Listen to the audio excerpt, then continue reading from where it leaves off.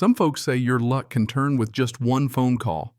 For me, it happened on a Tuesday sun, beating down on the roof of my apartment in Columbus, the kind of place where you hear every argument, every baby cry, every siren at 2 in the morning. 6 months divorced, 47, and flat broke with a beat-up pickup and just enough electrical work to keep the lights on. I got a call that my Uncle Ezra, the family black sheep, had died and left me his cabin. Now, most folks would picture some lakeside retreat. Not this one. It was more like a prop from a backwoods horror flick, metal roof, slouching windows patched with duct tape paint surrendered years ago, porch steps bowing under my weight. The silence out there, though, it hits different.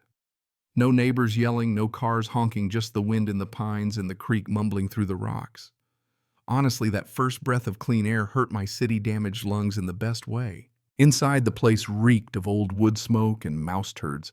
Furniture hid under dust sheets, floorboards warped like they'd survived a dozen floods. And yet somehow the bones felt strong, oak beams, stone foundations stubborn in a way that made me think of Ezra himself. On the table, his last letter waited simple and sharp. Sawyer, don't let them steal what's rightfully ours. Check the trunk, the truth's been waiting long enough. Wasn't long before trouble found me. 3 days in, while I'm knee-deep in rewiring outlets and tossing junk, a white Tesla rolls up so shiny it looks out of place.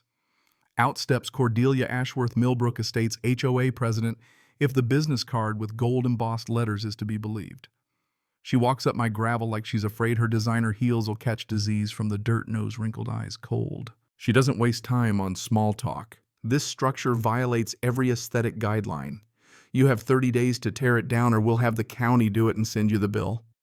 She rattles off numbers: 312 homes, $2.3 million budget standards, this eyesore, that. All I see is someone used to getting her way. But right behind her, through my busted screen door, Ezra's trunk sits in the corner, daring me to look inside. After she leaves, I finally dig through that trunk. Inside, I find a railroad deed from 1872, yellowed and fragile. Property maps, tax receipts, letters going back generations, proof that my family owned 500 acres, including every square inch under Cordelia's gleaming subdivision. There's even a folder stuffed with 3 decades of HOA threats, and Ezra's responses stubborn and sharp, never giving an inch. Turns out Cordelia had threatened the wrong broke electrician. Days pass, and the war begins. Cordelia sicks the county inspector on me. Dale shows up, clipboard trembling, sweat already soaking his collar even though it's a cool morning. He hands me a stack of violations thick enough to prop a door open: unpermitted electrical, non-compliant septic foundation issues fines totaling $47,000. Just following up on complaints, he mutters, "Can't meet my eyes." It's not hard to guess who complained. Most folks would have folded right there, but something in me snapped. Rage that felt old familiar, the kind you get from watching people with money grind down those without. I spent that night reading Ezra's files by lamplight, the hum of my own wiring a kind of comfort. Every document, every tax receipt, every threatening letter painted the same picture: Ezra fighting this HOA machine alone, never backing down. The next morning I drove through Millbrook with a camera, snapping photos of every code violation I could spot. Rich neighborhoods, they cut corners, same as anyone: unpermitted Tesla chargers, pool fences too close to the line, mailboxes all wrong. Cordelia's own house had a charger worth a $12,000 fine, and she knew it. I filed every complaint I could, all by the book. Within days, my own fines started disappearing like magic. Dale came back nervous, offering compromise. Suddenly, my electrical work was mostly compliant, and the septic was a paperwork mix-up. Funny how the rules change when you push back. But Cordelia didn't know when to quit. Next round, she shows up with a lawyer accusing me of tampering with the main water line running through my land. They offer me $500 for a permanent easement, like that'd cover 30 years of trespassing. They threaten court if I refuse. So I head out, follow blue flags through the woods, and find their main pipe and a maintenance shed planted right on my property. Courthouse records show they built all this during a record-keeping transition they gambled nobody'd notice. But I did. A few quick calculations, and I figured Millbrook owed me $192,000 for 33 years of unauthorized water use plus monthly rent. I called their lawyer with the numbers. The kind of silence that follows is better than winning the lottery. Just as the dust starts to settle, an old friend calls. Maya Restrepo, union electrician. Turns out her crew got robbed of wages by the same contractors who built Millbrook. Cordelia was more than just HOA president. She'd written contracts designed to shortchange workers. Maya brings in a journalist, Marcus Wright, and suddenly we're peeling back layers. Shell companies, fake invoices, a decades-old machine designed to cheat regular folks out of land and pay. That's when the twist hits. Ezra hadn't just been fighting for our family, he'd been tracking a criminal enterprise. His records revealed Cordelia orchestrated property scams across 3 counties, targeting elders, sowing legal confusion, snapping up land cheap.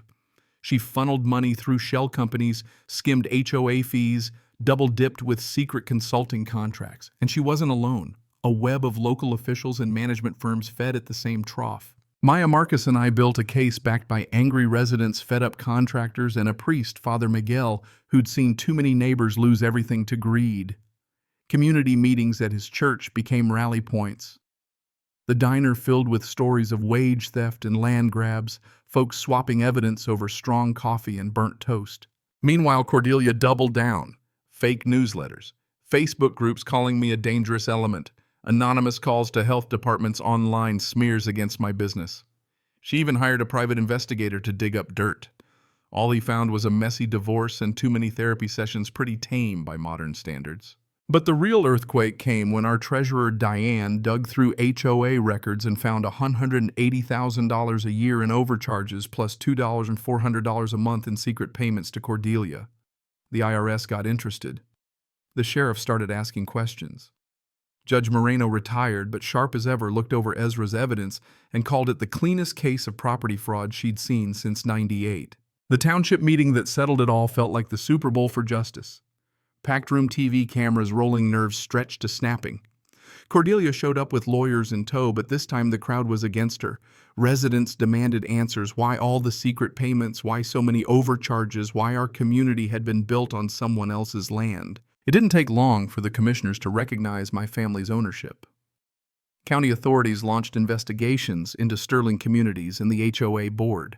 The vote to remove Cordelia passed 6-1. Her last act as president was kicking over a trash can and storming out on live TV in the months after Millbrook's residents bought out their land rights using a fair bond. Monthly ground rent fell, services improved under new leadership. Sterling disappeared as fast as their lawyers' business cards. Maya led apprenticeships at our new community center. Marcus's reporting won awards, triggered federal wage investigations, and sent a message to every corrupt developer in the region: the underdogs were done rolling over. As for me, the cabin's not just livable, it's home. Renovated with solar panels and pride. My business is thriving. Folks know I won't cheat them. Amanda, the reporter who broke the story wide, is now someone I get to wake up next to. Uncle Ezra's grave sits beneath a spreading oak. His epitaph reads, "He never surrendered. Feels right." Funny thing, what started as a fight for one broken-down shack turned into a win for an entire community. Justice, real justice, means protecting folks who bought in good faith, not just burning it all down for revenge. Ezra's fight gave us that. The county got new roads, internet, and a community center. Kids learn trades, families gather for harvest festivals, neighbors look out for each other. We finally turned the page. Makes a person wonder, where's the line between fighting for what's yours and just making noise? When does standing your ground become the only thing left to do? Maybe the answer's different for everyone.